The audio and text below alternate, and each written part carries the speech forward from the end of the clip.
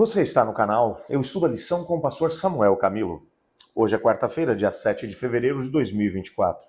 E o tema que estudaremos dentro da nossa lição será Derrame a sua indignação. Alguns textos aparecem aqui no nosso guia de estudos. Quero mencionar alguns deles. Salmo 94, versos 1 e 2, que diz assim: Ó Senhor, Deus das vinganças, ó Deus das vinganças, resplandece, exalta-te, ó juiz da terra, dá pago aos soberbos. Vou pegar aqui mais um texto, o texto do Salmo 69, verso 22. Sua mesa torne-se-lhes diante deles um laço, e a prosperidade em armadilha. Obscureçam-se-lhes os olhos, para que não vejam, e faze que sempre lhes oscile o dorso. Um outro texto aqui que vem na mesma linha, Salmo 137, a partir do verso 7, que diz assim: Contra os filhos de Edom, lembra-te, Senhor, do dia de Jerusalém, pois diziam: arrasai, arrasai-a até os fundamentos, filha de Babilônia, que há de ser destruída. Feliz aquele que te der o pago do mal que nos fizeste. Feliz aquele que pegar teus filhos e esmagá-los contra as pedras. Bem, quando você lê textos como esses, e ainda você pode ler depois em casa, Salmo 58, versos 6 a 8, Salmo 69, versos 22 a 28, todos eles vão na mesma linha. Esses salmos, eles suplicam que Deus se vingue daqueles indivíduos ou nações que fizeram mal ao povo de Deus. E algumas pessoas olham para esses textos e dizem: aonde se aplica o princípio de Mateus capítulo 5, verso 44? Eu, porém, vos digo, amai os vossos inimigos e orai pelos que vos perseguem. É como fazer uma conciliação entre esses dois princípios. Talvez pela falta de compreensão do princípio que está envolvido aqui nesses textos, que algumas pessoas dizem que havia um Deus no Antigo Testamento que era muito mau e terrível, e no Novo Testamento um Deus muito mais bonzinho e complacente. Biblicamente falando, isso não existe. O mesmo Deus do Antigo Testamento é o Deus do Novo Testamento. E a Bíblia ainda vai dizer que Deus é o mesmo ontem, é o mesmo hoje, e será o mesmo eternamente. Ele não muda. Por isso, ele mesmo vai dizer: os céus e a terra podem passar, mas as minhas palavras não passarão. A palavra de Deus é eterna, ela permanece para sempre. Mas então, como conciliar essas duas questões? Precisamos nos lembrar que a Bíblia, ela menciona seres humanos como eu e você, que sofrem, que quando acabam sendo perseguidos, sofrem dano. Se apanharem, eles vão sentir dor. Se atirarem contra eles, ou se fizerem, ou tentarem usar algum tipo de armamento contra eles, eles vão ser machucados ou até mortos. No decorrer da história, quantas pessoas foram martirizadas por causa da sua fé? Quanta gente foi perseguida por amor a Deus? Nós estamos falando de seres humanos como eu e você. A Bíblia, diferentemente de qualquer outro livro, quando você vai ler, por exemplo, aquilo que são as obras que mencionam os deuses do Olimpo, os deuses gregos. Todos eles são apresentados de uma maneira perfeita, eles não têm erros, eles passam por experiências completamente inusitadas, apesar de terem alguns sentimentos humanos no contexto da forma como são apresentados, mas eles têm uma força sobre-humana, são deuses que são um pouquinho mais do que os seres humanos, na verdade. Assim são apresentados os deuses gregos. Na mesma perspectiva, os heróis, eles são filhos desses deuses que alcançam uma força sobrenatural e por causa dessa força conseguem fazer coisas que os outros não podem. Eles são tão perfeitos, são colocados numa perspectiva tão exaltada que o ser humano que lê aquelas histórias diz: eu nunca vou conseguir chegar aí. A Bíblia é alguma coisa completamente diferente. Apresenta um Deus perfeito, um Deus que não erra, um Deus que é maravilhoso, mas ao mesmo tempo mostra que aqueles que andam com ele continuam sendo seres humanos, falhos, pecadores, maus, que às vezes tomam decisões equivocadas, que às vezes fazem o que não deveriam fazer, sentem o que não deveriam sentir. E nessa perspectiva, o livro dos Salmos mostra muitas das orações feitas por esses indivíduos. Um dos textos que nós lemos aqui ainda há pouco, que foi o texto do Salmo 137, Eu já cheguei a mencionar isso durante esse ano. O Salmo 137 foi um salmo que foi escrito durante o período em que os judeus estavam no cativeiro da Babilônia.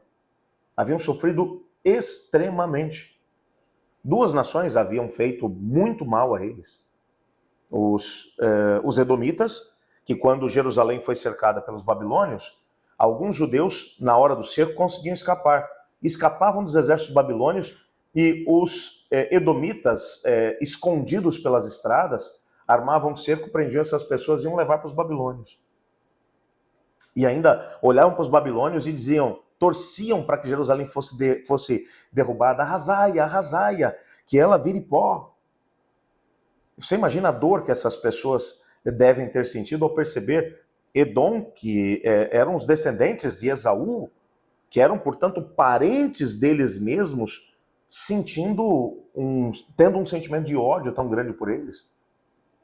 Quantas pessoas foram mortas dentro do cerco de Jerusalém?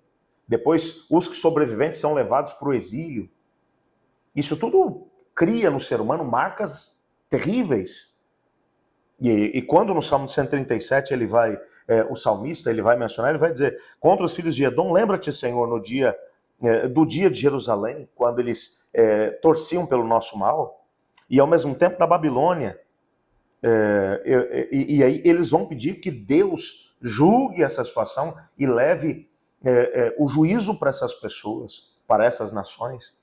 Existem circunstâncias nas quais o salmista estava sendo perseguido e que ele pede a Deus, Senhor, faz justiça. É bem verdade, quando nós olhamos para a Bíblia vai mencionar que toda vingança pertence ao Senhor. Nós não temos liberdade da parte de Deus para podermos executar vingança com as nossas próprias mãos. Até porque muitas vezes a forma como Deus vai vingar o seu povo é transformar o inimigo em amigo.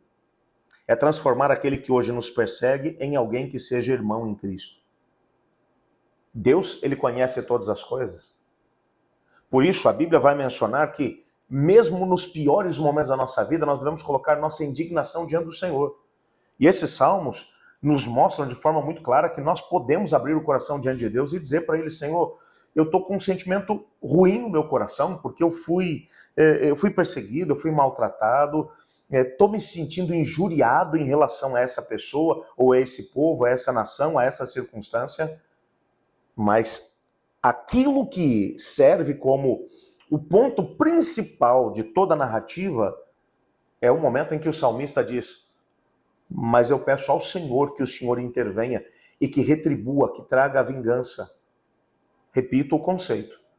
Quando você vai ler, por exemplo, o Salmo 23, tem uma parte do Salmo em que o salmista diz assim, preparas-me uma mesa na presença dos meus inimigos. Você, quando olha para o Salmo, parece que, na nossa mentalidade ocidental, o que o salmista está pedindo é o seguinte, Senhor, me coloca numa posição de destaque e bota meus inimigos lá para poderem assistir isso de camarote. Mas não é isso que ele está dizendo. Comer junto com alguém, você só comia com pessoas que eram muito próximas, pessoas que você amava e respeitava. O que ele está dizendo é, Senhor, transforma meus inimigos em amigos. Às vezes, a maior vingança que Deus vai dar ao seu povo que foi oprimido, que foi massacrado, é transformar o inimigo em amigo. Olha o que ele fez no Novo Testamento com Saulo de Tarso. Um perseguidor. Quantas pessoas morreram por causa do Saulo? Inclusive o próprio Estevão, um dos líderes da igreja, um dos 7 diáconos. Imagina a surpresa de Estevão na manhã da ressurreição, quando ele ressuscitar e lá num momento qualquer ele se encontra com Saulo, com agora o apóstolo Paulo, que ressuscita dos mortos. Estevão morreu sem saber o que seria a vida de Saulo. Imagina na manhã da ressurreição ele percebendo que por causa do testemunho que ele deu em face da morte e por causa de outros elementos que aconteceram depois, o Saulo, que era um perseguidor, se transformou no Saulo apóstolo, que 40% do Novo Testamento saiu da sua pena. Você pode imaginar isso? Portanto, aquilo que deve ficar claro diante de nós é, por mais que soframos em relação a pessoas ou circunstâncias, o nosso clamor deve ser, Senhor, coloco nas suas mãos a vingança.